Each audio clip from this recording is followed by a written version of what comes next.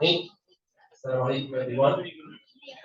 Allah اشرح لي صدري ويسر لي امري واحلل عقدة من لساني يفقهوا قولي. So today, Department of Economics seminar is conducting a talk on the non-fungible token NFT from Fiqh and Maqasid Sharia perspective. So our speaker today is Dr. Gapur. So before we start, I'm going to give a small introduction to our speaker. So Dr. Gapur, he was born in 1974 in Russia. In the year of 1998, he joined IIUM. He graduated in 2002 after his master in his Arabic and English language. So his majoring was Fiqh and also Arabic, minoring in political science. He remained at IIUM. Okay, he continued his master's and PhD. He graduated in 2004 and 2008, respectively. Currently, he is an associate professor at our Department of Economics and at College of Economics and Management Sciences at IIUM. He's currently teaching various of undergraduate and master's courses in the Islamic banking and finance, also Islamic economics. Dr. Gapur, he has various of publications and books in the Scopus Index and websites before it was ISI. Okay? Also, he is conducting weekly lectures on radio about the Islamic banking, finance, and Islamic banking, Islamic business and finance in Russian language. And also, he has several of internal and external grants. Internal, we are talking about the Research Management Center, IIUM, and external is from the Ministry of Higher Education. So, Dr. Gapur, he has more than once invited as consultant to various projects organized by Islamic Banking Development of Saudi Arabia and University IBFIM, implementing IBF in Russian Federation as a pilot project. The last, since 2015, he has been appointed as a member of Sharia Board of Experts at National Rating Agency of Russia. Since 2018, he also has been as an expert consultant for Sharia Review Bureau of Bahrain. Okay. Lastly, Dr. Gapur, he was twice awarded as the Best Lecturer Award. Okay. That's all from me. So, okay, before I give the floor to Dr. Gapur, the session or the seminar is 1 hour and a half. So 1 hour is given a talk by Dr. Gapur, and then the last half hour is for Q&A session. Okay, that's all for me. Dr. Gapur, the floor is yours.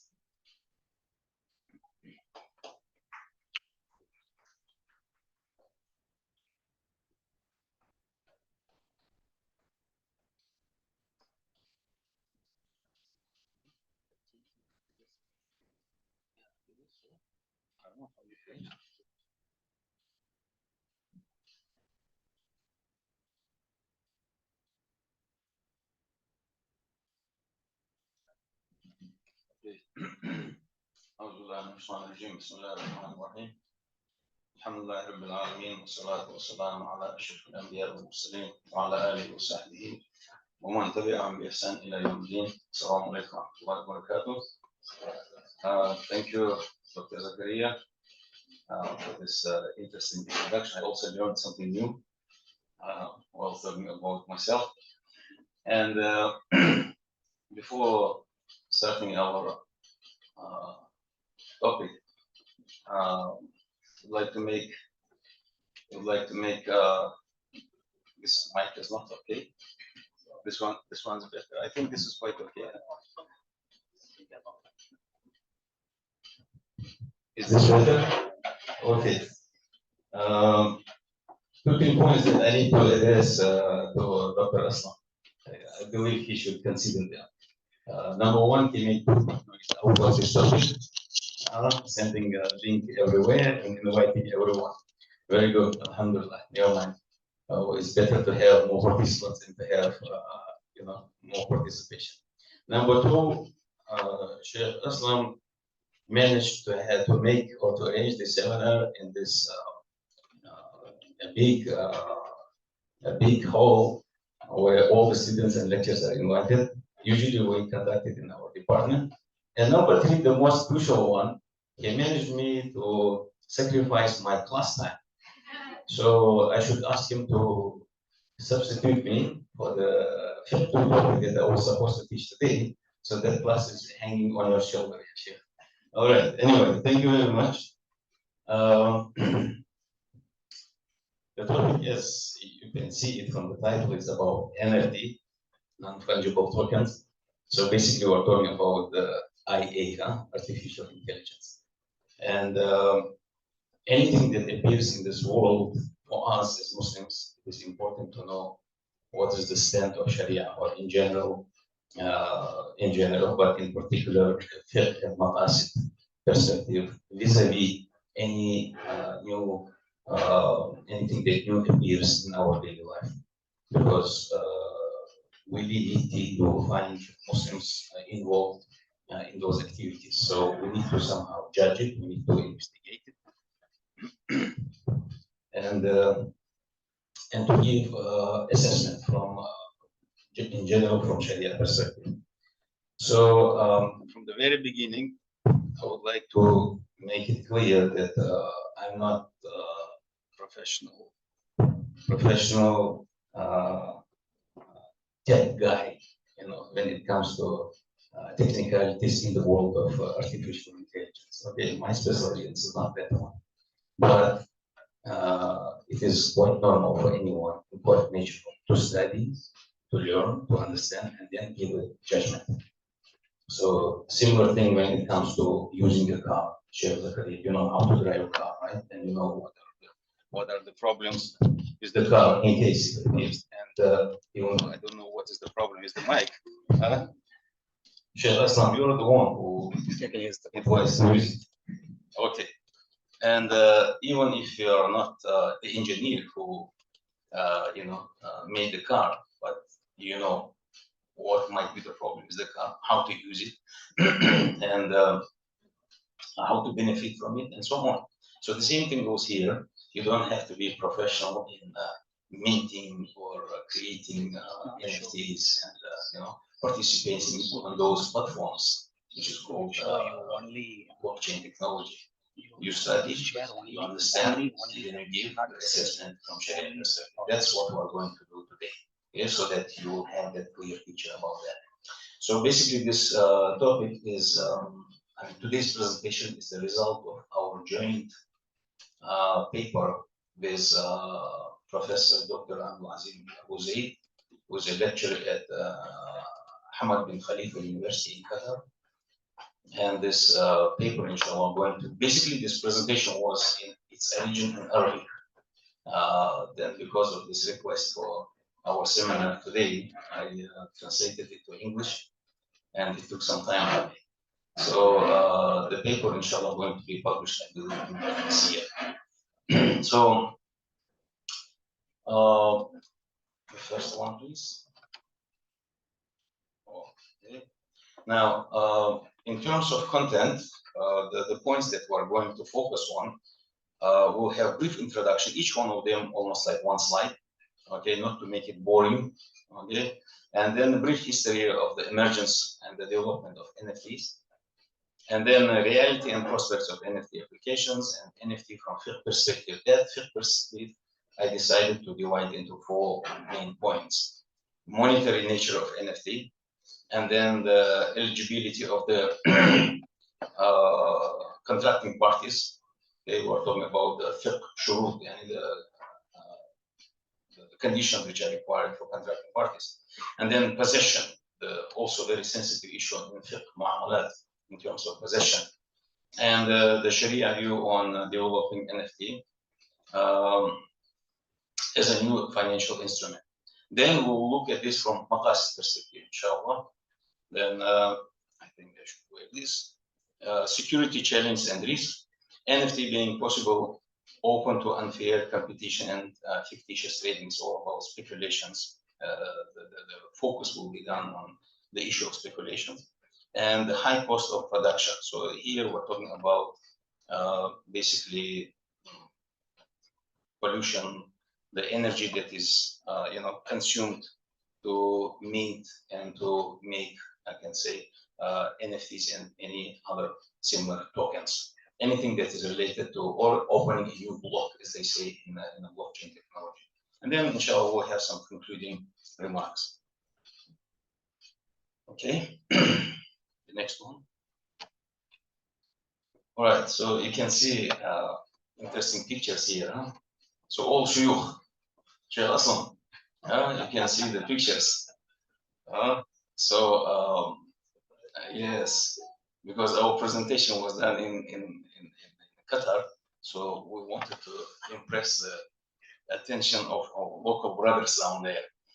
So it's just a kind of example. Okay, I believe our younger brothers and sisters, they know where it's coming from, and so-called memes and rave hippies and so on. All these childish things are over there. So we brought them just as an example. So each one of them is a NFT. Now, NFT stands for non-fungible token, as I mentioned just now. Yes, sure. Yes, just Zoom. Zoom is not one. Yeah. If you promise to people, then it should be on. Exactly. Is it on now? Yes, correct. That's okay. All right. So in most cases, NFT relies on the same blockchain technology as Ethereum. So why I say most cases, because not in all cases. There are some, recently we can find that mainly they're relying on the blockchain technology of Ethereum. And previously, before that, they used to use some other blockchains. So each token, called a symbol, has a special feature and cannot be replaced by another. So it's a unique one. Okay, like each one of us, cannot be replaced by anyone. So it's like a unique, not like a money that can be substituted. Okay, replaceable. One ringgit to another ringgit, they are similar, but one token, one NFT cannot be similar to another NFT. That's the uniqueness of this. And another interesting fact of this, it can be photo, video, it can be video clip, it can be some kind of drawing, a music clip, or even a tweet on Twitter, or any statement on Facebook. Okay. Experts expect the total funds used in the NFT market between 22 and 26 to reach approximately $14 billion. Now, by looking at these figures, you can see, again, at least you can imagine how many people are involved in this very strange world. Okay, I intentionally broke those pictures. While reading the statements, we can look at the pictures. Okay, if I show you, for example, nice cakes, bread, luxury cars, and then I make some kind of statements about billion, no problem. Fine, it has some relevance. Looking at those pictures and looking at these big figures, I intentionally put it there. So you just think about this, where this world is moving, to which direction. Okay, other one. Now, a kind of brief history that I tried to squeeze in one slide. Yeah, because actually there's a lot to talk about this. Now, actually it started from long before, even though mainly people started talking about NFTs in 2020, 2021. Mainly. Before that, it was very rare that people talk about this. Before that, only Bitcoin and some other coins and altcoins and so on. But this one appeared in 2020 and 21. I mean, appeared in the sense that widely people talk about this. Now, in 2012, colored coins appeared. okay, linked to blockchain technology, encrypt digital currencies. Okay, these are the digital currencies in that period of time. Not that much famous, but still it was there. So the beginning starts from there. Now, 2014, digital artist Kevin McCoy minted the first NFT called Quantum using blockchain technology as well. Okay, so that Quantum also didn't become that much famous, but it is there. It made it history. Certain portion of the history is there. In 16, a new NFT, meme, and then rare pepes NFT. So all these crazy frogs that you can see on video clips, anyway, just access to internet, to our Google Sheikh, we just the Google Sheikh, right? So it's a Sheikh that knows everything. You write there rare pepes and anything, it will give you millions of pictures of this of these things. Whether good things or bad things, we'll judge it a bit later. Now, counterparty platform is, of course, is another platform. So I think a bit later, yes, the last statement will show how many actually blockchain platforms we have. Now, the second stage was from 17 to 20. The major transition of FND to Ethereum. There they start moving to Ethereum by introducing token standards, which means smart contracts. Okay, smart contracts are being used not only there, but on various blockchain platforms. Smart contracts are definitely going to be even expanding, and they're working even more in the future. We have no issue with smart contracts as such, but some conditions related to that. That's what we're concerned about. Now, virtual games, CryptoPunks and CryptoKitties also appeared based on Ethereum blockchain. And then we have NFT games and on Metaverse. That one is very serious. Now, probably one of the most famous ones. Okay, using the VR, virtual reality. Okay, so we are here in real reality. Okay, that one is virtual reality. Now, then we have a third stage, which is the most craziest one about this NFT, 21 and beyond. Historical day. It was on 11th March 2021. When Michael Joseph Winkelmann, the American digital artist and designer known as Beeple, what did he do? Sold his artwork called Beeple's Everydays, the first 5,000 days, for $69 million. You can see this picture. This is the ni'mah that he sold for 69 between the brackets ni'mah for $69 million. It's a crazy amount of money that they pay. And what is this about? In duration of 5,000 days, he used to design one, let's say simple words, one picture every day, okay, without missing any single day. And he collected them in one. So this is basically a kind of duplicate of the original file that he has, and he turned it into NFT, and that's the NFT that he sold. So the one who has it actually has copyright or the original file that he has probably his computer or whatever. Okay, so it's in a simple words. I mean, the crazy thing about NFT is that you make a picture. Okay, you can make a picture even on your shoe. Okay, and then you place it there and you say, nobody else has this picture except me in the world. And so what? The question, and so what? That's NFT. Okay, not simple thing here.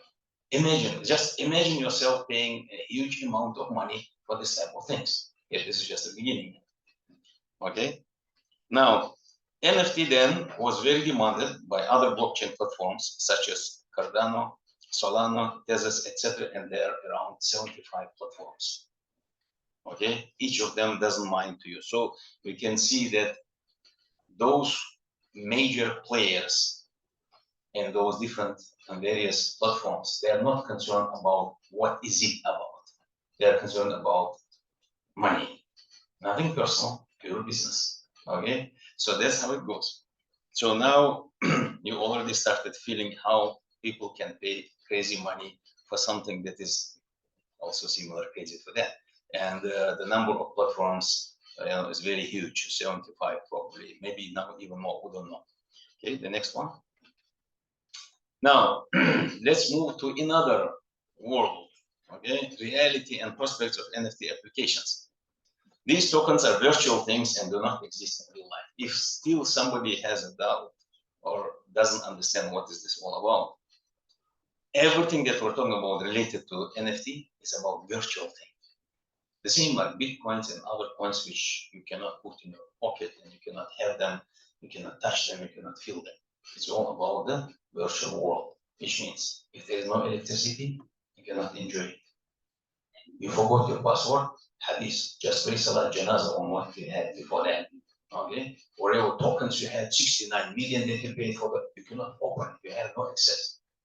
All of a sudden, God forbid, you have a stroke or something, you lose your memory or something you forget, or COVID that may affect on your memory, and you forgot password, finished. Done. This is the virtual world. Okay, welcome to the virtual world. Okay, and then what else? Now look at this. An article posted on Metaverse platform stated what? The price of virtual lands started to rise after Republic Real Estate, that's the one company, launched a fund for investors to buy virtual land. So Sheikh Aslam, if before it is too late, if you are willing to buy a unit in the nice tall buildings, in those, you make sure that you buy land or make sure that you reserve it somehow, because it might be too late, because they're raising fund and the land is very limited. And in the future, if you decide to move to that unit, where are you staying now, PBA or somewhere here? Okay, you move to that one, and then it's gonna be too late if you don't do it now. I'm of course joking, yeah. So look at this virtual world. They raise funds and to attract money, okay, so that people will buy land, piece of land in the virtual world. You buy land next to your area, it's fine. You want to build a house, it's fine, good.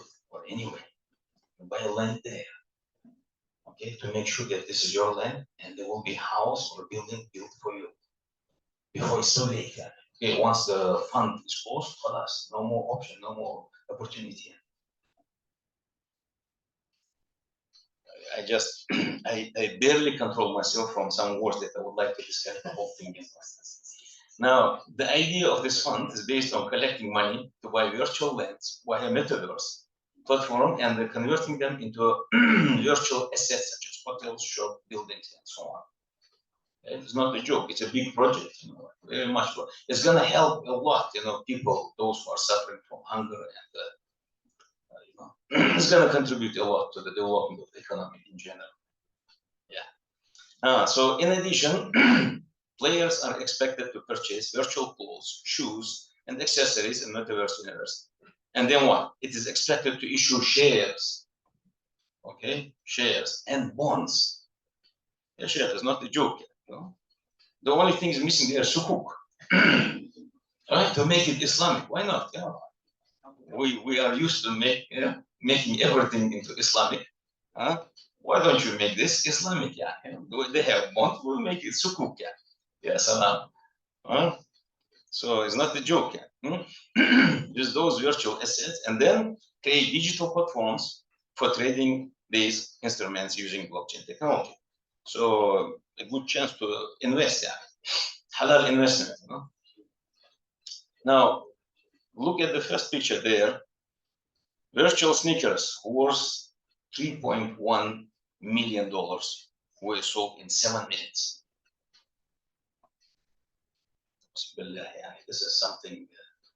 This is something unbelievable. I hope this was the suitable size for the one who bought it, because otherwise it's going to hurt the legs, isn't it? I mean, the feet will suffer.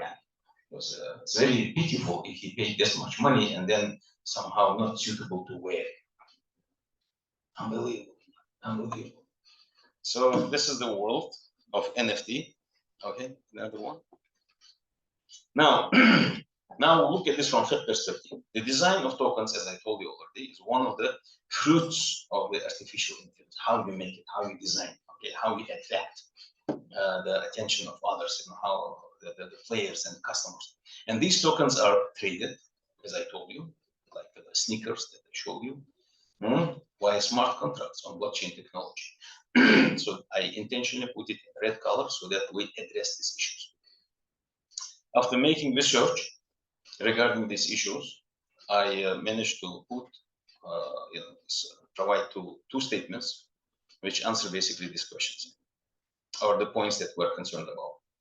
Now, the International Fiqh Council, business name, corporate name, trademark, any literary production, okay, and invention, okay, which is NFT, one of them, or discovery are rights belonging to their holders and have, in contemporary times, financial value, okay, and which can be traded. Again, the point that we needed. These rights are recognized by Sharia, therefore not permissible to violate. So anything that appears, even on, including what we can include into the statement, is that anything that appears even on blockchain, anything related to artificial intelligence, also should be considered as invention. Okay, it's something new. Now this is about the trade. Then about the smart contracts, we have a whole statement about specifically smart contracts, where this Majma' al-Fiqhi or International Fiqh Council also defines it, a contract between two parties that is executed automatically and based on the idea of peer-to-peer, without an intermediary, through the decentralized distribution network, which is blockchain, one of them. And it is done in encrypted currencies such as Bitcoin and others, and anything else. It can be anything. So the 2 points that we were concerned about, for example, whether it can be traded or not, and what is the fiqh view on that, on the smart contracts, will all be answered. So smart contracts should be recognized, and things that are actually under invention that has financial value, they can be traded. Okay, fine, but we still have fiqh consideration on that. The next one. So among the fiqh considerations that we have is about monetary nature of NFT. Is it really mal? Is it really something like wealth, property, that is worth of something? What is this? Now, as we know, NFT is a unique asset that has no equal and cannot be exchanged for other tokens, unlike paper money, electronic money, Bitcoins, and anything. They are equal to each other. Okay, one Bitcoin to another Bitcoin. Ringgit to ringgit, no issue. But this one is completely different. Based on resolutions of the International Council, it can be argued that NFT is to be considered as property which has value and can be owned and traded by smart contracts. If you just take the apparent meaning from the statements of Majma' al-Fiqhi, it looks like, khalas, the answer is given, it can be traded, and the smart contracts are acceptable. Then what is the problem? But the story doesn't end there. It's not enough to say that something that is invention and so on, it can be owned and the violation is against Sharia and so on. It's not enough. There are some other issues that we really need to be addressing. Now, as I mentioned, however, it's not enough that Sharia recognizes things only with the real benefit.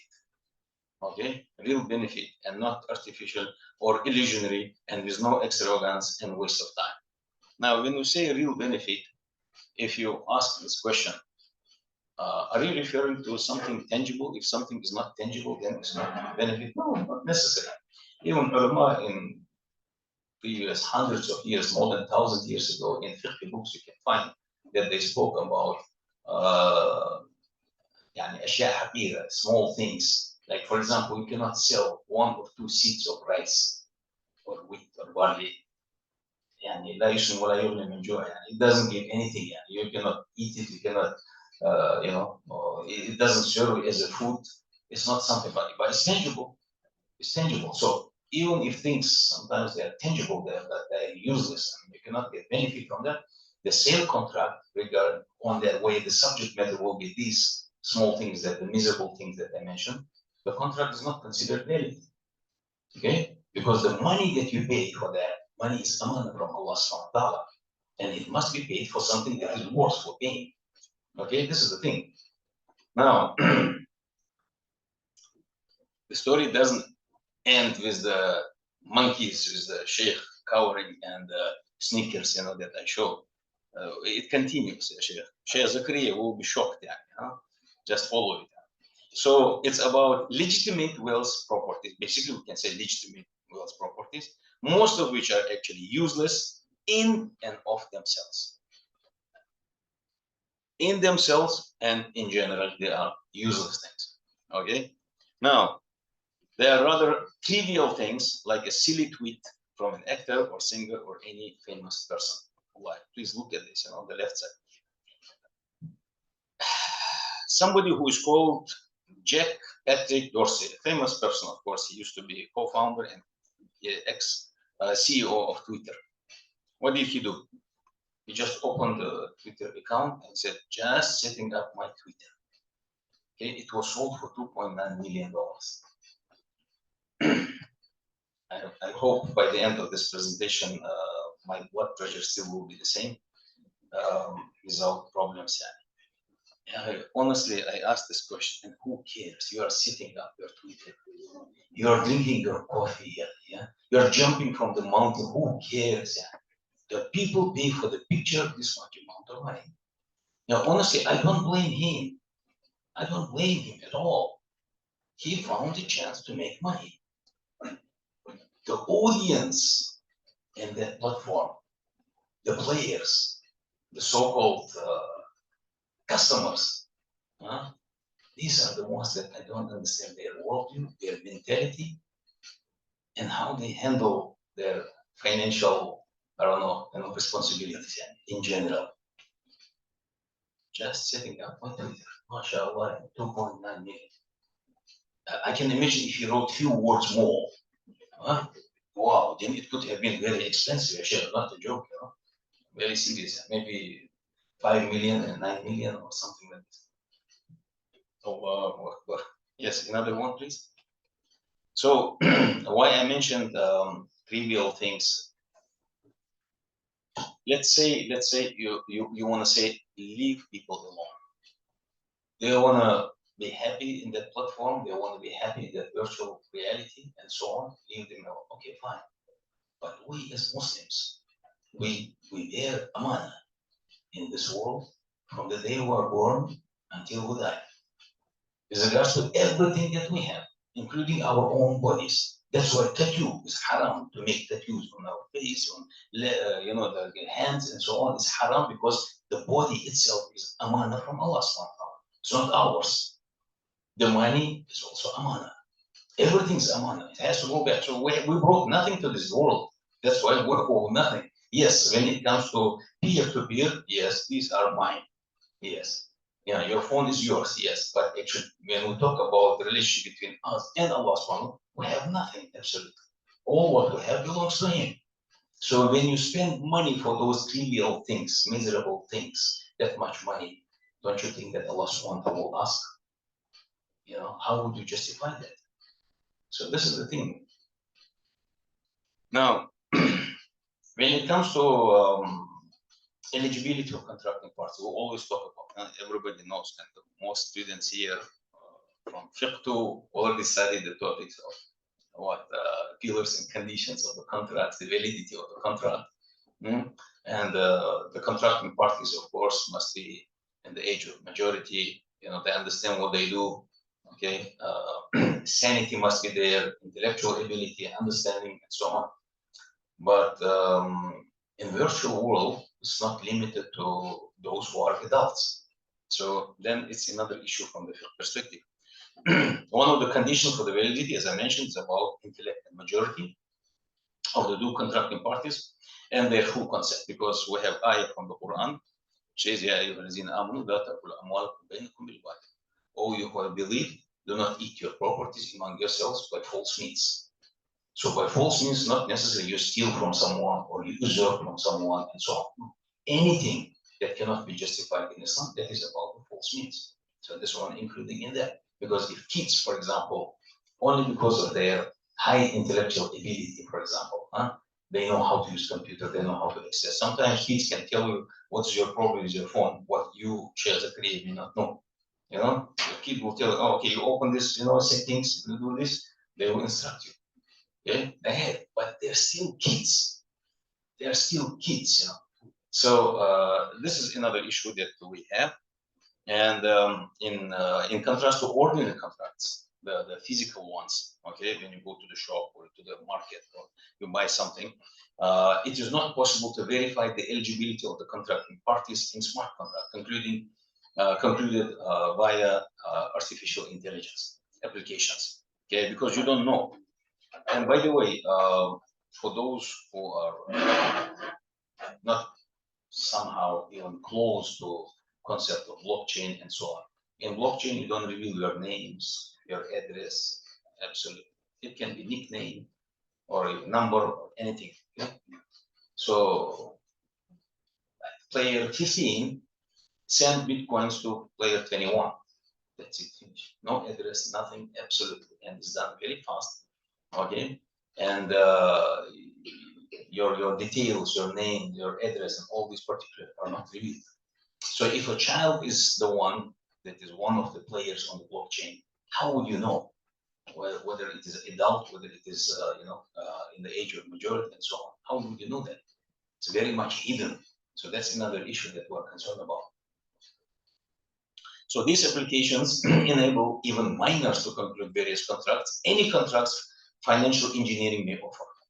Because kids are very smart, you know, they catch up very much, you know, information, but they still, I mean, in general, the perception of the kids, they are still kids, you know, they are still children, they are still minors.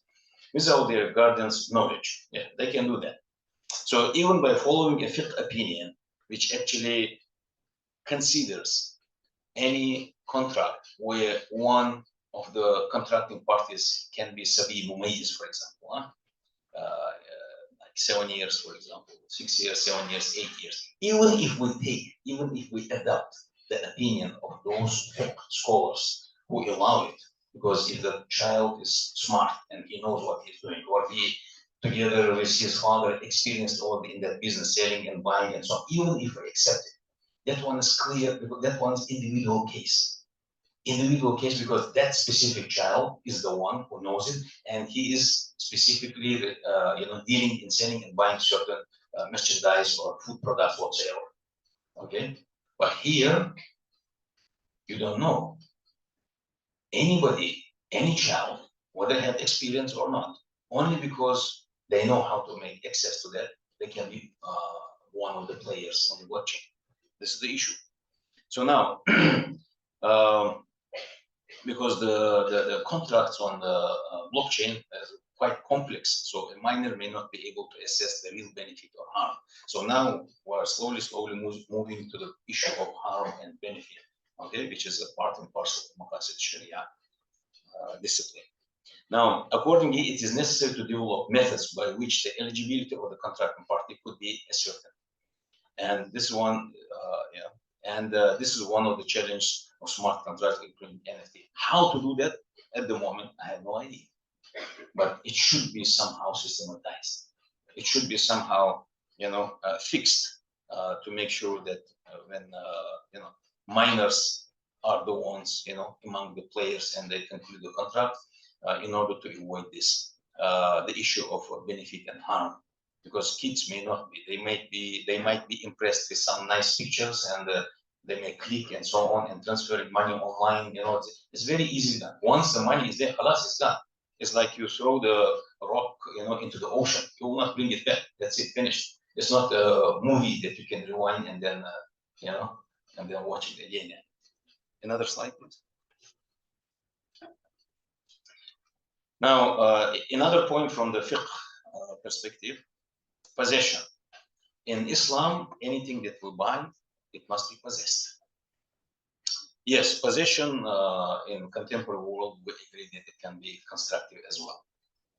Okay, for example, you receive certain commodities, and it's not necessary to bring, for example, like construction commodities, bricks, cement, whatever. You're building a house, okay, but you receive the documents, the big truck, standing somewhere waiting for your direction or instruction to carry them somewhere, but you receive the the full documentation about that. So having full documentation for that commodity that you receive gives you right to resell it to someone.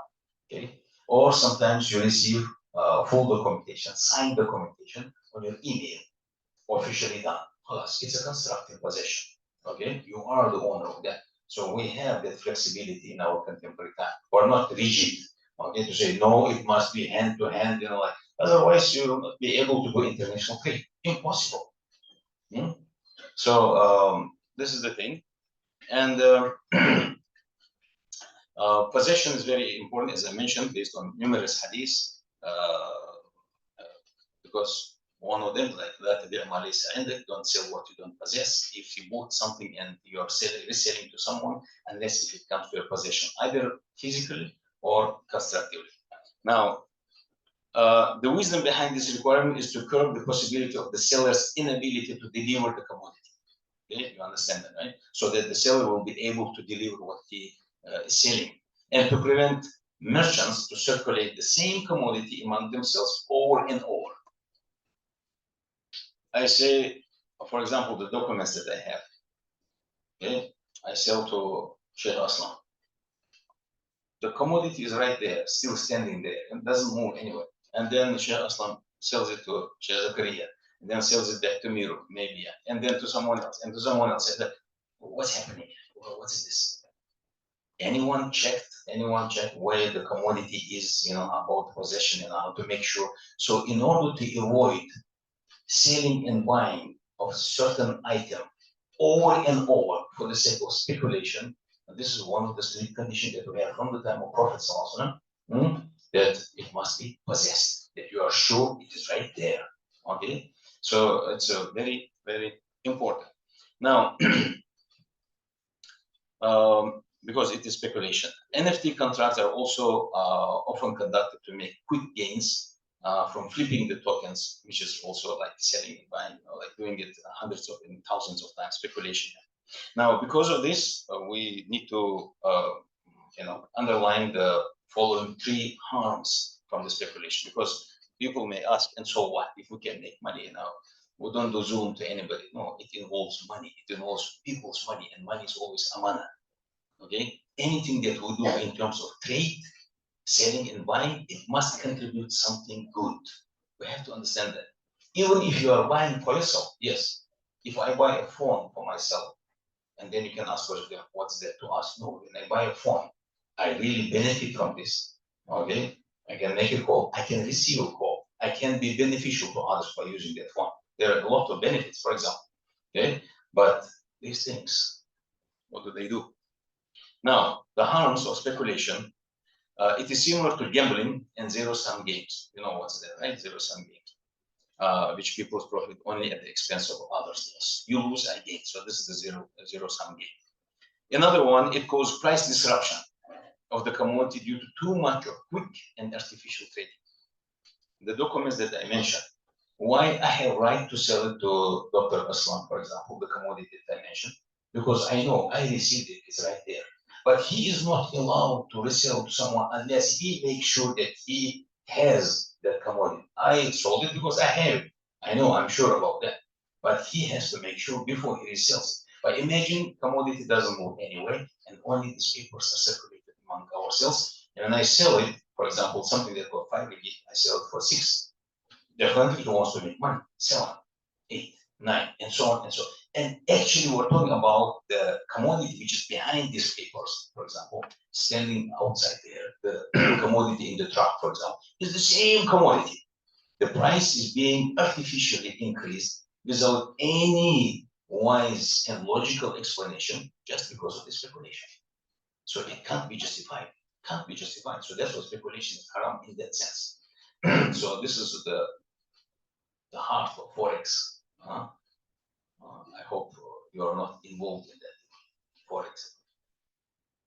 Even though we have something that is called Islamic Forex. We always have something. They have bonds, we have sukuk, something, and then we have Islamic coin.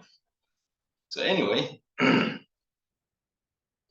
now, and then the third one, it doesn't contribute anything good to the well-being of the society. Okay, absolutely. So you don't contribute anything. So in trade, actually, any trade is meant to contribute something good to the well-being of people. Now you can challenge, you can say, okay, if one merchant sold his merchandise to another merchant, for example, for the sake of reselling it, what happened? Something will happen, because this merchandise, when it is purchased by the other party, okay, he can use it by himself or resell it to someone who really needs it. If we don't have this middleman who buy and resell, and eventually, finally, the customer who will receive the merchandise, it's a fabric or whatever, will make a dress or something, there is a benefit. But you tell me what benefit at the end the community or society will get from this? The sneakers, the tweet, just setting up my tweet. So this is quite strange. This is quite strange. All right. Now let's move to the point of benefits and harms. If we anticipate or we're expecting, or we tend to believe that there will be something, some harm to us, even though there might be some benefit or whatsoever, if there is more harm, for example, we should block it, even though the nature of that action or whatever under application we're talking about may look permissible from one perspective, okay? But the end result of this is going to be negative. Then we have to stop it. That's what we call Sadd al-Zara'i, okay? One of the sources of Sharia. We block the means. The same, like as I mentioned here, we don't allow growing grapes in the area where wine is rampant. Okay, if you know that your grape, the orchard that you have, the grape is going to be definitely used in that area to produce more wine, then you better change your your activity. You do something else. You don't grow. So that's the thing. So we are concerned about that. If you're sure that it's going to take you to that direction, which is the negative one, which doesn't bring anything good. Okay, so we block the means right here if we are sure that it's better block it now. Okay, now accordingly, if NFT technology is used for beneficial purpose, such as tracking the ownership of the legitimate financial instrument, it is valid and permissible. For example, NFTs, honestly, not necessarily the silly tweets, or the sneakers and whatever, the monkeys that we showed, not necessary. It can be a picture of a real valid document. And because the valid document, the physical document of your car or grant of your car, for example, you are afraid to lose it, or it's a unique one, okay, cannot be replaced. You take a picture, you place it, as an NFT, plus it will stay there forever. So it guarantees you that you have, that NFT is a duplicate of your original document, and it is acceptable. In that sense, it's something good. Okay, in that sense, it really brings benefit, because it makes it solid. Even if I lose the paper grant or the document or the certificate, it's gonna be there as an NFT. Okay, fine. We don't have anything. We're not against that world or anything that is called NFT aside, but we always look at the benefit. What does it do? Okay, that's how we need to look at this. Okay. So, on the contrary, when it is used as a tool to serve prohibited financial activities like gambling, okay, and then of course it becomes prohibited considering the purpose of its use, the end result that we look at. So there is no Sharia text actually to prohibit these things, development of any artificial intelligence instruments or applications. So it's all about to what extent it is beneficial to people. Very simple rule for you to remember. To what extent? So what is it good for? What is the benefit that it brings to people? So I give you. Let me take you to completely another topic, but very quickly. But it's going to be a good example. You remember some years ago there was an issue of cloning. Istinsakh. Cloning. So to make the same Sheikh Aslam, another one. Permissible or not? أصغر يعني. No, but similar one. Exactly. Istinsakh means copy. It's like a copy paste. So you copy paste, so it's exactly that's the cloning. So the first question that ulama asked about, what is the what is the point, what is the benefit of this? So they differentiated between cloning humans and cloning animals. If you are able to clone animals like sheep, cows, and so on, you're gonna have more meat. No problem. Halal. Do it as much as you can. But when you clone a human being, exactly the same, copy paste. Here, I don't want to mention the name of Osama, not good. Someone, Fulan bin Fulan, okay? And another, it's exactly the same one, copy paste, okay? Which one of them is the husband of the original one? First one or the second one? Or they're going to compete? How about if we make many copy paste? Yeah? Which one of the son to their parents? Which one of the brother or husband or? I mean, for us, for Muslims, it's very, very sensitive. There might be people who don't care about their those especially who don't care about gender and so on. In Islam, we have one and two, male and female, but there are so many who consider many of them. Okay, worldview and perception is different. So maybe they may consider it like, mind to have a husband number two, husband number. Let them have it if they want, but not for us. So that's why cloning for human being haram once for all until Yawm al-Qiyamah. Haywanat, the animals, more meat, more milk, and this, no issue. So that's the same rule that we apply here. What's the benefit that we can gain out of it? If there is a benefit, we apply it, we use it, we accept, we support it. If not, it should be stopped. Okay, so this is the approach that usually have. This is the main platform upon which ulama stand when they judge something new and they need to give fatwa on that. How many? Some more slides. Sorry. Okay. Okay, we'll make faster, inshallah. Now, let's move to Maqasid side now, from Maqasid perspective. Okay. One of the basic principles of Maqasid is about balancing between harms and benefits in case of conflict. Now, before this, we spoke about whether it has benefit or it has harm. So now we talk about the issue where we have benefit and harm. So which one of them will be? So I want you to understand the difference. Okay, not the pure benefit or pure harm. We have both of them. So which one of them we are going to use? So in order not to go by every point, so let me take you to the ayah. The first ayah that was revealed about drinking alcohol and the gambling. Okay, as Allah subhanahu says here in يسألونك عن الخمر والميسر قل فيهما اسم كبير ومنافع للناس واسمهما أكبر من نفعهما. People ask you about the wine and gambling, okay, alcohol and gambling. Tell them that there is some benefit in those two. And there is a sin as well, or there is a harm. And the sinfulness or the sin in those two are greater than the benefit. So Allah subhanahu wa ta'ala himself admits that there is a benefit in gambling, there is a benefit in alcohol. It's not me. Allah subhanahu wa ta'ala says it. But it's so miserable. It is so it's so small when you compare it with the harm that it does. Okay? When somebody drinks alcohol, he may feel like relaxed, forget about problems, and so on. And then he goes with this mind to sleep. Tomorrow morning when he gets up, headache, and yesterday's problems are still not solved. So he has two problems now. So this is the thing that they don't understand. The other one, gambling, yes, maybe once in a while somebody may get money out of this. He may win, even though it is meant not to make you win actually, but to lose. Those who organize and open gambling, centers, casinos, they are not stupid to make other people wealthy. They want to make money, so it needs to be taken from you.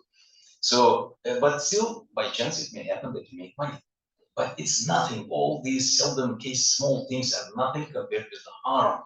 So we need to balance. So this ayah, particularly, I'm sure you never thought about this from Maqasid perspective about this ayah. This ayah actually gives us a good direction how Allah subhanahu wa ta'ala wants us to apply the methodology. When you have harmful things and you have beneficial things, you need to put them on the scale. Which one is more heavier, which one is more beneficial or harmful. Then you make a decision. Just take internet. If you want, internet is a good Google shape, it can tell you a lot. Remembers everything, we may forget certain ayats and surah from the Quran, or forget what we ate yesterday, but Google Sheikh remembers everything, But at the same time, it has everything, the other one, not good ones. But what you are going to do? Are you going to stop using internet because of that, or you balance it, how to use it? So this is the thing here as well. Now, this principle can be made as a guideline for ground to issue a Sharia ruling on financial applications of artificial intelligence in general, not only limiting to NFT. However, there is no single ruling on all artificial intelligence applications. Cannot be, because they are different one from another. Okay. Rather, each application should be considered independently after careful ijtihad. Okay. After careful ijtihad, those who are eligible to do ijtihad, ulama, from fiqh and market experts, not pure fiqh experts. Okay. Not pure market experts. 2 in 1. Just like Nescafe. You need to bring them to without sugar.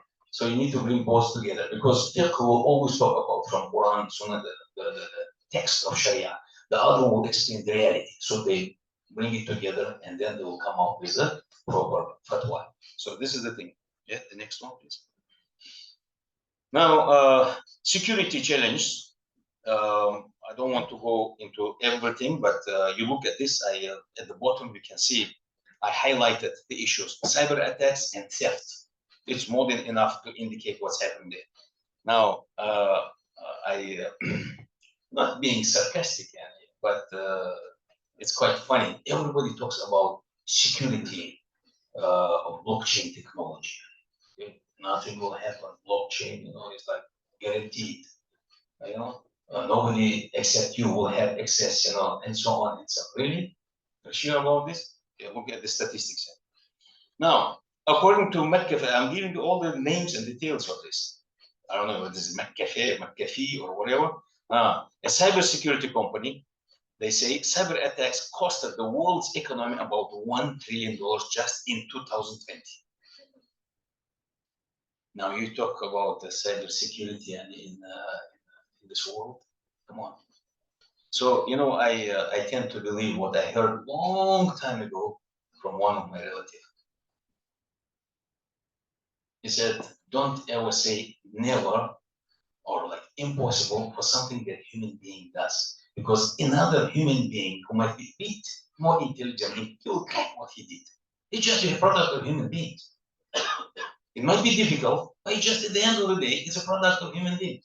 Whatever it is, the security measures they may have on the cyber world, it's just a product of human being. So another more smarter human being can crack it. That's it. Very simple. Very simple. Okay, so that's why I don't take things for granted then. So when it comes to theft, look at this, just in 2021. NFTs. Oh, I don't know whether the sneakers, which were sold for more than 3 million, so they were among this or not. So look at this. NFTs worth of 100 million stolen in 2021. Just NFTs. We're not talking about other damage that were done and the loss that was caused. That's just NFTs. Just setting up my Twitter. Okay, good. So this is the thing. So that's why I asked this question. So is blockchain technology really safe as we assume or we may believe? I'm not here to downgrade or to belittle everything related to artificial intelligence. Absolutely. But we have to be realistic. We have to look at these things. And Sheikh Zakaria is showing me at the time, right? Am I right? Okay. So another point about this, the harm that is possible to cause by indecent players, in this blockchain technology, is that what they did. For example, one of the case I can tell you, for example, looks rare. It's also another platform, blockchain platform. The players of that, what they did, they attempted to lure the NFT traders on different platforms. What they did, especially OpenSea, by advertising that whoever had 3 or more trades, just 3 or sale contract, smart contract that you had 3, within 6 months period of time, you move to us. Okay, you move to us, and we give you tokens which are called looks, looks rare tokens, whatever, and we're eligible to claim these tokens, and you will be listed, on the looks rare. Khalas, you are one of our players. What happened after that? With over $8 billion in revenue generated through the fees charged on each trade, looks rare did the 2 wrong things. I mean, the way, the mechanism that they use to attract our other players, like, if you did this, come to us, we'll give you, free tokens, and you will be listed in our looks rare and so on. So what happened? They did, of course, two wrong things: stealing the client from other platforms, okay, and getting traders to sell their tokens over and over between their own wallets to earn more rewards. You go to another slide and it will show, I think. Yeah, this is the one. The whole, this, what is illustrated there is what has been done for 1 week. So up there you can see daily wash. They themselves call daily wash sales. It was not a real sale. Okay, so now look at what the Clay Kaufman says, a market expert. There will be more marketplace that will start with incentive structures like the looks, those who attracted and did this, they use this strategy, the rewards program, and there will inevitably be bad players who seize the opportunity to do what? The process of this, of the fake trading between accounts and the wallets of one person is an existing and ongoing problem, so they cannot control it. So the experts themselves, they openly admit they cannot control it. So the artificial play in terms of selling and buying within your own account and your wallet, account and wallet. It looks like, I mean, the platform registered as if the selling and buying happening, but it's actually like, I take money from this pocket and put it here. Take it here, put it here. So what did I do? Actually, my money is there. I mean, it looks like a huge amount of money. But what did I do? What did I contribute? What have I done? I mean, what is the khair that I brought to this dunya? Absolutely nothing. So not only that, don't forget this: the frequent selling and buying, even among between the account and the wallets of same players, for example. This is a kind of algorithm that they created to increase the value of the whatever subject matter they're selling, because of so much. There's a demand. There's a demand, and then the price increases actually. And this is all artificially done. Okay, we may go to conclusion, I believe, right? Yeah, this is okay. Just one thing. Look at this. To meet a single NFT costs roughly 142 kilowatt, which is equal to 83 kg of CO2. One single NFT, okay, for a single transaction. Like the eventual NFT sale, what happened if you want to sell? Okay, that's a bit less, 87 kilowatt, which is equal, I mean, to the harm that it caused to the, I mean, as pollution, 51 kg CO2. So I was reading the 78 terawatt was used on the blockchain, I think Bitcoin blockchain technology. 78 terawatt, which is equal to 1 year electricity used in the whole country called Uzbekistan.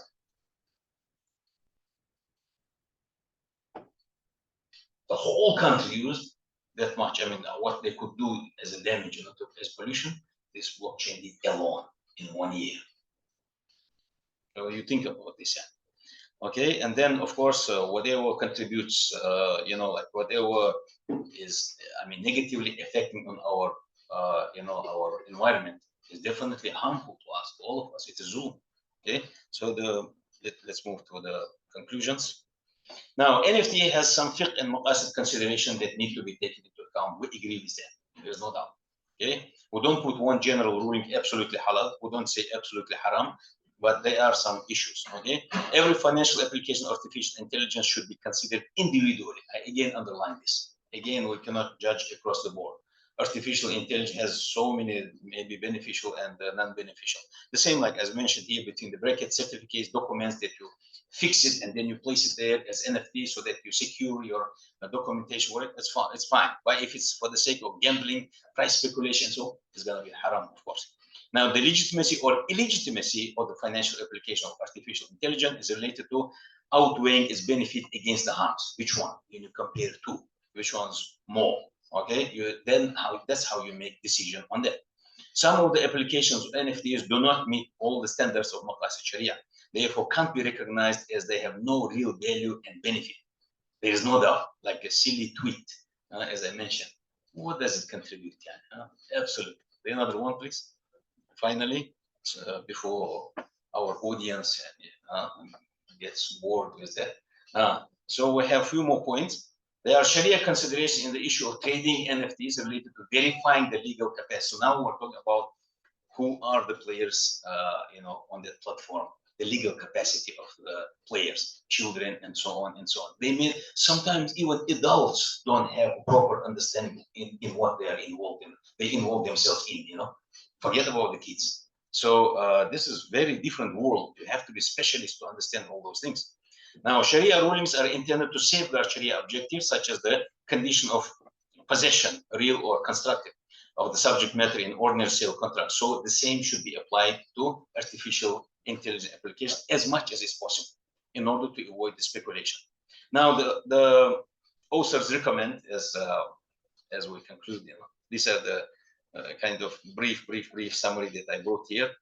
Recommend what? To avoid any financial applications that are meant for speculation, since they may cause depletion of people's wealth. Because the money that's spent, the one who is happy to sell his tweet, considering other people, believe me, those who sell their tweets or something like this for a big amount of money, believe me, they laugh at others.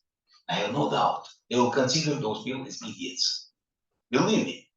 Okay, because the one who sold it for 2.9 million, he will never buy even for $2 silver tweet from someone else. He's smart to sell it. So if you are happy to get money and you see that you are doing Zoom to others, we as Muslims we apply the hadith of Prophet also. لا يؤمن أحدكم حتى يحب لأخيه ما يحب لنفسه. None of you has a complete iman unless you love for your brother what you love for yourself.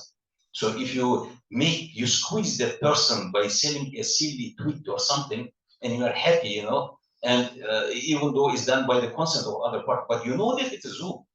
Would you like to be, like fooled like this? You wouldn't. So then don't pose it to others. So that's how supposed to be our approach.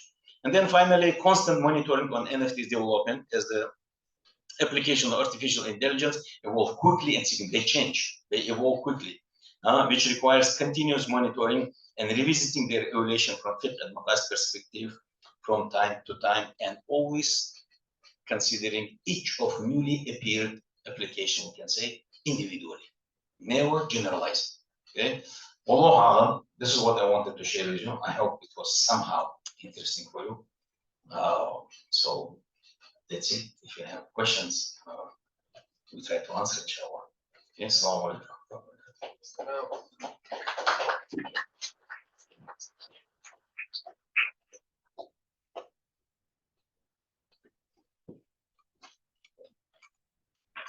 Okay, thank you so much, Dr. Gapur, for this nice presentation. We open the floor for any questions. Okay, we have online participants also. If you want to give your question, please put it in the chat. Yeah, any question from the floor?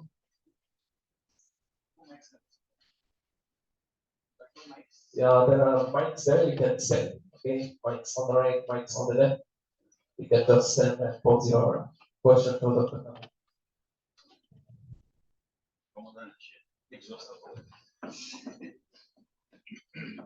Each class asks one question. There are three classes here, right? 5%. Okay. You have around 20 minutes. Okay. Yes. So Sheikh Aslam, are you going to buy that? Either monthly or just setting up or maybe sneakers. After Ramadan, you start making exercise. Okay, if the audience has no question, I will go first. Okay. My understanding before about the NFT, we already sell and buy paintings. For example, we have very famous paintings from Leonardo da Vinci, Picasso, and so on. That's also has no benefit to the buyer or the seller. Okay, so why we don't consider NFT is like a painting? First of all, the paintings. So before you move to NFT, the paintings themselves, they have their own problem from Sharia perspective.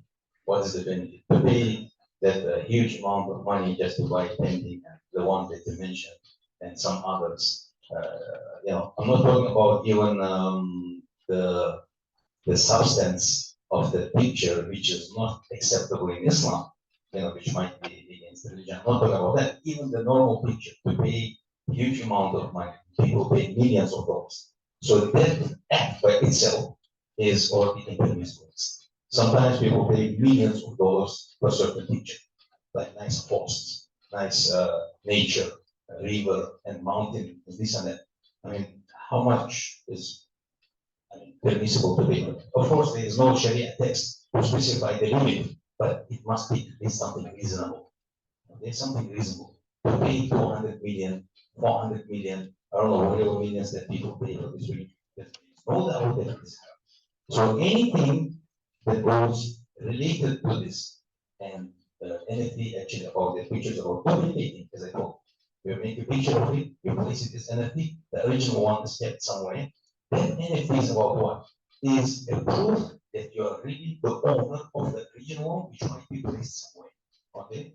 So because NFT can be anything. You make a picture, the NFT itself, video clip, anything. So they might be NFT of those with paintings, for example, and you sell them with very high price. I have no doubt that it is in Islam, it is Israf. And here goes beyond into Tanzir. Okay? So I think it is even Tanzir. So if not, what is the difference between Islam and Tanzir? Some people consider that Israf is a little bit more than what you are supposed to spend, and Tanzir is a little bit even more than that. No, Israf is something that you spend in something halal that is permissible, but you spend more than. For example, it was enough for you to buy one pair of shoes, two pairs of shoes, three pairs of shoes. Okay, buying shoes is halal, is necessary. But when you buy 10, 15, what is this? Okay, so that is Islam. But spending money in something that is not acceptable at all, like this streets or whatever, that is not here. Okay, that's what I want. So I always consider it as tabzir. Allah.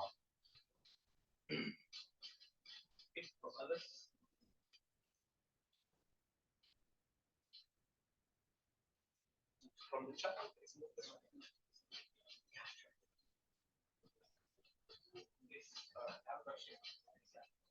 My question is more general.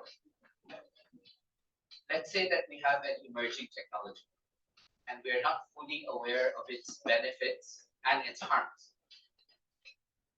But when we're taking an approach of sadadarai, like a cost benefit, what is the prudent approach? Like, my general understanding is we will say no before yes.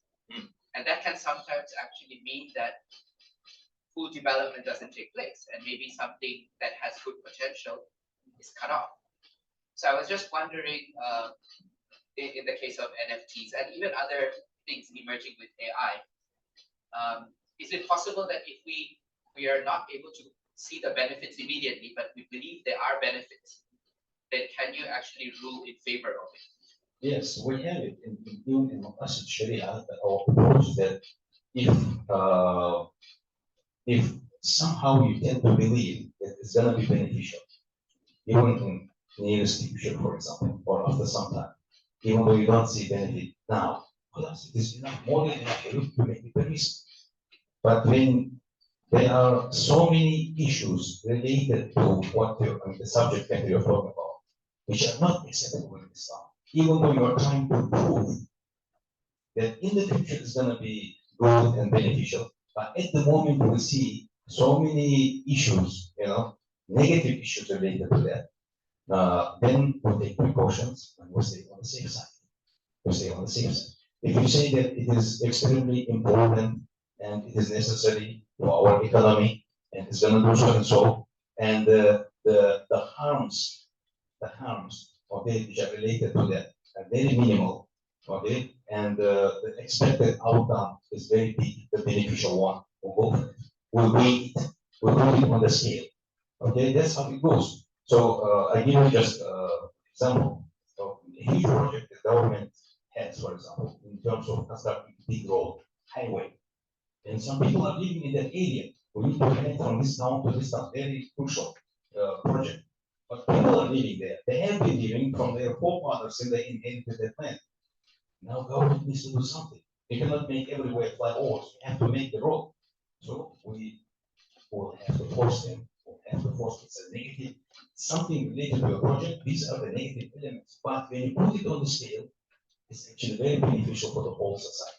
So the harms that might be caused to certain individuals will close our eyes on that. But of course, this as much as we can for compensation to them, but the project must be fulfilled. But if there is a flaw outcome, we don't know, might be good, might be bad, and you still have all the ongoing negative elements related to that, I definitely will see it's not acceptable to us. Now, this is regards to this big point, the same thing, whatever the amount is that, let us take precautions. Let us say what. Some others say, no, why don't we? You know, and it's money anyway, it's artificial, yeah, it's a digital, why not? And people are working on it. I mean, my approach, of course, not to be involved, because still not clear where it's going to end. So that's how I see these things. That's how in Maqasid Sharia we have to go. We don't block everything we did. We don't block. If it's like might be like from your perspective as a specialist, a certain engineer, for example, you say that it may look scary to some extent, but actually this is what we're going to achieve. So sure for that, you are the expert in this, and some other people in the same area discipline that can support it. Even though you have some harms in that, we support it, and then we let it go because the end result is going to be much more beneficial. Otherwise, if you look for something which is pure halal and beneficial and no single harm thing related. How many cars are produced and how many people die from car accidents every day? But we don't stop using cars.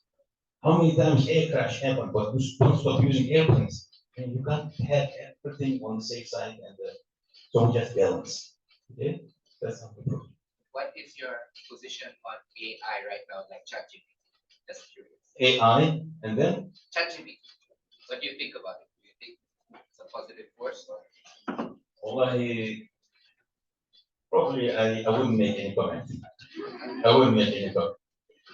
So this would be like keeping myself on the safe side. I wouldn't make any comment on.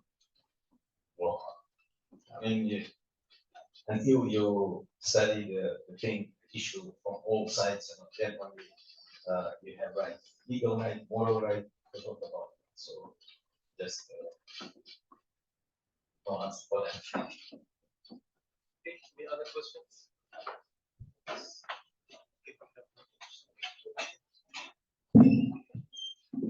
Yes. Assalamualaikum warahmatullahi wabarakatuh. I have a question. So one of the basic principles of Maqasid Sharia is about balancing between the harms and benefits, right? So what if there is someone who is in a dire situation, they have no money to survive. So what if they try to sell the NFTs because as we all know, it has a higher return, right? So what is about that? Thank you very much, sir, for this question. I mean, we just simply go to basic rule. Okay, you mentioned the word necessity. Okay, so the Daruriyat will have, it has its own principles and own rules in Islam. So it's not only limited to NFTs or whatsoever. If Allah subhanahu wa ta'ala allows to eat the haram food, let's say pork or anything, just to survive, not until stomach is full, stuffed, not until the person gets stuffed, but just to survive. That's what we call in Arabic, just to survive, not to die from the hunger. So even if somebody possesses that NFT and is under dire necessity, he needs money, he is like really, really under the rule, okay, he should sell of it or benefit from this to the extent that he just can survive. not to make money. I mean, if we're talking about haram thing, but if it's like something that might be beneficial, I don't know, maybe it carries some information, okay? Maybe it's about real important document, okay, placed as an NFT and so on. That's different thing, okay? That might be considered halal. But if you're talking about the NFTs which are not accepted in Sharia, so even he is not capable, I mean, he's not able to partially sell NFT, he will have to sell it one, and they're going to be huge money. Out of that money, he has right to benefit only that small portion just to survive. Okay, what to do with the remaining portion? We give it to poor and needy. Not the sadaqah. Sadaqah cannot be given out of haram income. You give it with one intention, to get rid of it. The same like some people get money from riba, okay, because they place their money, they park their money somewhere in traditional banks, and we need some additional income will be there. I mean, the interest will be there. So when you get rid of that interest, you don't give it a sadaqah. It is no sadaqah at all. But Allah will reward you for being eager to get rid of something that is impermissible. Then you give it to poor and needy and some other people to help. That's the same rule that would apply here as well. But he can benefit only that portion just to survive, not to die from hunger or whatsoever. If it goes beyond غير باغ ولا عادل, that's the part of the ayah. You should not be willing to do that. You should not be going beyond the limits. So this is the rule. Yes.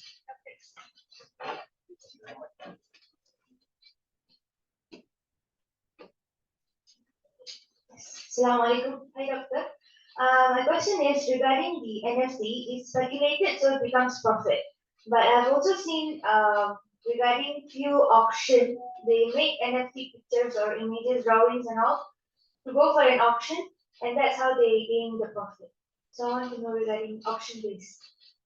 You say online auction, because NFT is not something tangible. You cannot sell it in normal auction. That's what I do. That doesn't matter. It doesn't matter. It's whether you are selling it on a blockchain itself, while being one of the players, or you somehow manage to open auction on that blockchain somewhere, in that technology. Doesn't matter. You are selling and buying what. So the same rule will apply. In auction, it is allowed to sell something beneficial. Okay, you sell a phone. How much you pay? 500 ringgit. How much? 600, 650. Well, it's sold. Halal, absolutely. If the so-called NFT is something real beneficial thing, a really one, from Sharia perspective, there is nothing wrong with that. Halal, you can sell it in auction. It can be sold eventually to the one who is, who pays more. The auction itself is permissible because Prophet himself, one day when one of the companions came to him, he said, I have no other alternatives except going outside and become beggar. No food, nothing. And then he said, Prophet what do you have at home? He said, nothing. You have anything at all? He said, only one dish, one big cup made of copper. Okay? Copper. So Prophet we said, we drink water in it, we make food in it, and this is the one Prophet said, really here. He brought it, and then Prophet raised it among the companions and said, by the way, this is the first auction that took place in Islam. He said, who will buy this? One of them said, I'll pay 1 dinar. And anyone, 2 dinars. This was the last one, 2 dinars. Then it was sold, 2 dinars. 1 dinar, he said, you go and buy food for yourself and for your wife to eat. For another dinar, you go to the market and buy X. X. To cut the wood, buy X, go to the forest, cut the wood, sell it in the market. That's how he started doing business, and Allah gave a lot of barakah and so on. That is a different thing. But the issue here, that's how auction became legal, is the action of Prophet by itself. That's how it became legal. But this condition, the item that we sell must be halal. No agreement among the players in the market. It's like don't beat, I'm going to do that, don't buy, I'll buy this. Next time I will not beat, you beat. So these agreements are haram. It must be absolutely free. Okay? So with this condition, auction is halal, and if the subject matter of the NFT itself is not impermissible, then let it go. Then it's not an issue. Okay? Wow. Any other questions? Will be from the boys. Only these two questions from this side. Any questions? We still have 4 minutes. Online questions from the Zoom. Your watch is also fasting. Yeah. I don't know. Yeah, 2 minutes. 2 minutes. So, there is no question. Any question? No.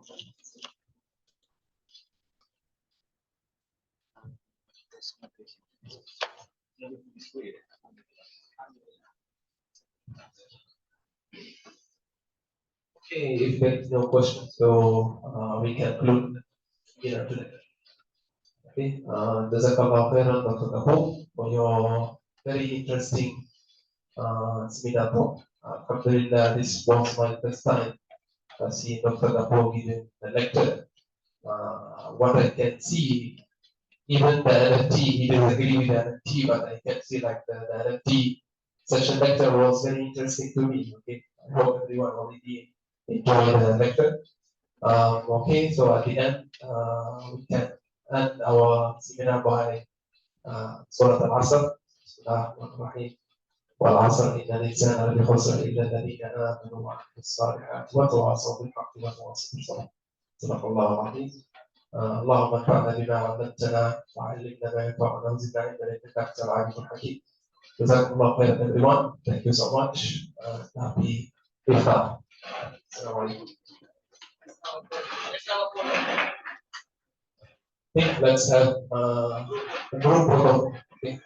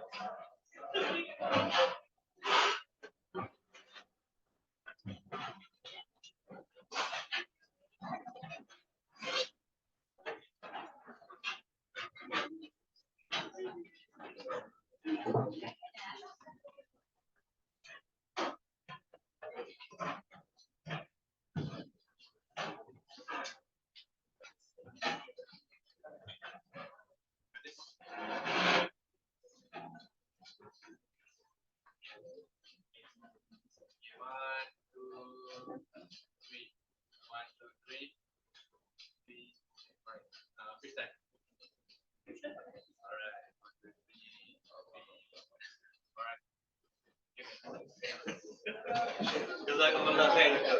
Barakallah khair.